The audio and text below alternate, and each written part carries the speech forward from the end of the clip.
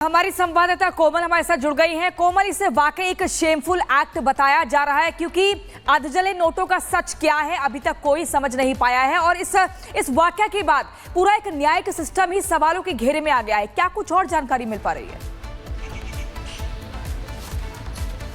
बिल्कुल प्रियंका, देखिए आपको हम जस्टिस यशवंत वर्मा के घर के बाहर की तस्वीरें दिखा रहे हैं। ये वही उनका आवास है जहां पे होली के रात को यहां पे आग लगती है। ये एंट्री गेट है और एग्जिट गेट है, एक ही ये गेट है। तो इसी से अगर हम आगे जाएंगे तो आपको एक स्टोर रूम नजर आएगा और उसी स्टोर रूम में ये आग लगती है जहां पे 3 से 4 अधजली बोरियां जो है, नोटों से भरी हुई अधजली बोरियां जो है वो मिलती है। तमाम सवाल खड़े हो रहे हैं, लेकिन बात अगर हम करें तो इसे लेकर के देखिए अब CJI ने जो है 3 सदस्य कमेटी का गठन कर दिया है जिसमें पंजाब हरियाणा हाईकोर्ट के मुख्य न्यायाधीश है, हिमाचल प्रदेश के मुख्य न्यायाधीश है हाईकोर्ट के, साथ ही साथ कर्नाटक हाईकोर्ट के भी मुख्य न्यायाधीश है। तो यानी जांच की आंच जो है वो बढ़ती चली जा रही है। और साफ तौर पर देखिए CJI की बात करें तो उन्होंने ये भी निर्देश दिया है, सख्त निर्देश दिया है कि जब तक ये जांच पूरी नहीं हो जाती है तब तक जो है कोई भी जुडिशियल कामों में जो है प्रक्रिया में यशवंत वर्मा का इन्वॉल्वमेंट नहीं होगा। लेकिन इस बीच अगर उनके घर के बाहर की तस्वीरें हम दिखाएं तो देखिए फिलहाल यहाँ पे देखिए पूरी तरह से सन्नाटा पसरा हुआ है और साफ तौर पर कई सवाल गंभीर खड़े हो रहे हैं। जो 3 सवाल थे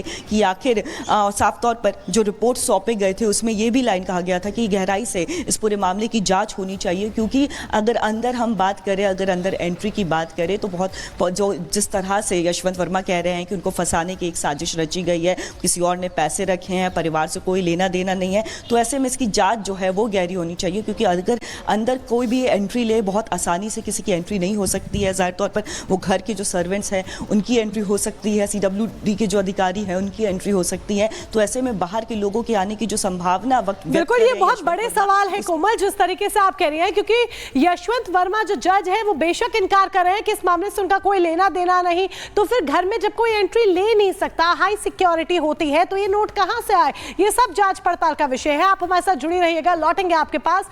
ये पूरा मामला बेहद संवेदनशील है, बेहद गंभीर है और जिस तरीके से जज यशवंत वर्मा के घर में नोटों का अंबार मिला है, बोरियों में 500-500 के नोटों के बंडल मिले हैं, वो वाकई में यशवंत वर्मा को संदेह के घेरे में लेकर आते हैं।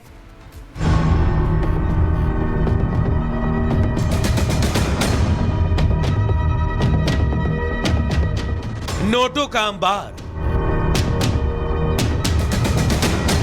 जली नोटों का पहाड़। इन तस्वीरों को देखकर आप भी भौचक्के हो गए होंगे। आप भी सोच रहे होंगे कि कौन है जिसने इन पैसों को आग के हवाले कर दिया। दरअसल ये वो नोट हैं जो जस्टिस वर्मा के सरकारी बंगले से मिले हैं। जस्टिस यशवंत वर्मा के घर पर जले हुए नोटों का पहला वीडियो सामने आया है। न्यायाधीश के घर पर 15 करोड़ कैश मिलने से हड़कंप मचा हुआ है। लोगों के मन में सवाल उठ रहे हैं कि आखिरकार जज के घर में इतने नोट कहां से आए। सवाल यह भी कि क्या घर में करोड़ों कैश का जस्टिस वर्मा को पता नहीं था। सवाल यह भी कि जस्टिस वर्मा के साथ अगर ये साजिश है तो वो किसने की। जली नोट मिलने के बाद जस्टिस वर्मा पर कई सवाल उठ रहे हैं। वहीं दिल्ली हाई कोर्ट के चीफ जस्टिस DK उपाध्याय ने सुप्रीम कोर्ट के चीफ जस्टिस संजीव खन्ना को एक रिपोर्ट सौंपी है। उस रिपोर्ट के साथ जज के घर में जले नोटों का वीडियो भी है। लेकिन जस्टिस वर्मा ने आरोपों से साफ साफ इनकार किया और अपनी सफाई में कहा कि पैसे के आरोप बेबुनियाद हैं, मुझे बदनाम करने की साजिश है। हमने स्टोर रूम में पैसे नहीं रखे, स्टाफ कमरे के पास कोई कैश नहीं रखता। क्योंकि एक सर्विंग जस्टिस के घर जब नोटों की गड्डियां मिलती हैं तो न्यायिक प्रक्रिया पर न्यायिक प्रणाली पर बहुत सारे सवाल उठते हैं कि ये पैसे कहां से आए, ये पैसे किस लिए उनके पास पहुंचे। वो इससे इनकार कर रहे हैं। लेकिन आप देखिए कि आउट हाउस में किस तरह से नोटों की गड्डियां भरी पड़ी हुई थी और वो आग लगी, आग में जल गए और तब वो सच सामने आया कि क्या जस्टिस वर्मा के घर पर इतने सारे पैसों का अंबार, नोटों का अंबार कैसे लगा। वैसे जस्टिस वर्मा के घर से नोट मिलने के बाद CJI संजीव खन्ना ने आरोपों की जांच के लिए 3 सदस्यीय समिति गठित की। इतना ही नहीं, जस्टिस वर्मा को न्यायिक कार्य से अलग कर दिया गया है। इस मामले में सुप्रीम कोर्ट कदम फूंक फूंक कर रख रही है ताकि कोर्ट पर जो भरोसा आम जनता का है वो बना रहे।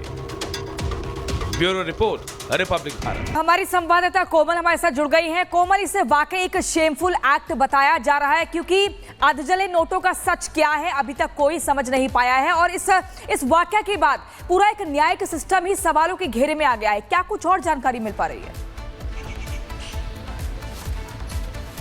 बिल्कुल प्रियंका, देखिए आपको हम जस्टिस यशवंत वर्मा के घर के बाहर की तस्वीरें दिखा रहे हैं। ये वही उनका आवास है जहां पे होली के रात को यहां पे आग लगती है। ये एंट्री गेट है और एग्जिट गेट है, एक ही ये गेट है। तो इसी से अगर हम आगे जाएंगे तो आपको एक स्टोर रूम नजर आएगा और उसी स्टोर रूम में ये आग लगती है जहां पे 3 से 4 अधजली बोरियां जो है, नोटों से भरी हुई अधजली बोरियां जो है वो मिलती है। तमाम सवाल खड़े हो रहे हैं, लेकिन बात अगर हम करें तो इसे लेकर के देखिए अब CJI ने जो है 3 सदस्य कमेटी का गठन कर दिया है जिसमें पंजाब हरियाणा हाईकोर्ट के मुख्य न्यायाधीश है, हिमाचल प्रदेश के मुख्य न्यायाधीश है हाईकोर्ट के, साथ ही साथ कर्नाटक हाईकोर्ट के भी मुख्य न्यायाधीश है। तो यानी जांच की आंच जो है वो बढ़ती चली जा रही है। और साफ तौर पर देखिए CJI की बात करें तो उन्होंने ये भी निर्देश दिया है, सख्त निर्देश दिया है कि जब तक ये जांच पूरी नहीं हो जाती है तब तक जो है कोई भी जुडिशियल कामों में जो है प्रक्रिया में यशवंत वर्मा का इन्वॉल्वमेंट नहीं होगा। लेकिन इस बीच अगर उनके घर के बाहर की तस्वीरें हम दिखाएं तो देखिए फिलहाल यहाँ पे देखिए पूरी तरह से सन्नाटा पसरा हुआ है और साफ तौर पर कई सवाल गंभीर खड़े हो रहे हैं। जो 3 सवाल थे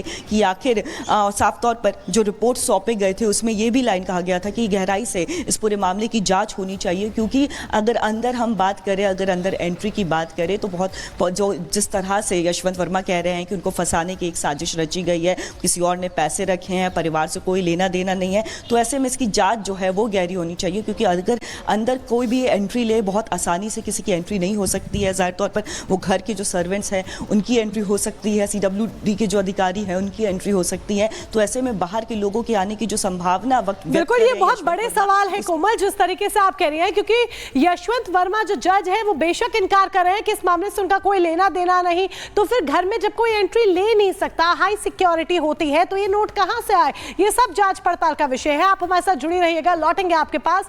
ये पूरा मामला बेहद संवेदनशील है, बेहद गंभीर है और जिस तरीके से जज यशवंत वर्मा के घर में नोटों का अंबार मिला है, बोरियों में 500 के नोटों के बंडल मिले हैं, वो वाकई में यशवंत वर्मा को संदेह के घेरे में लेकर आते हैं।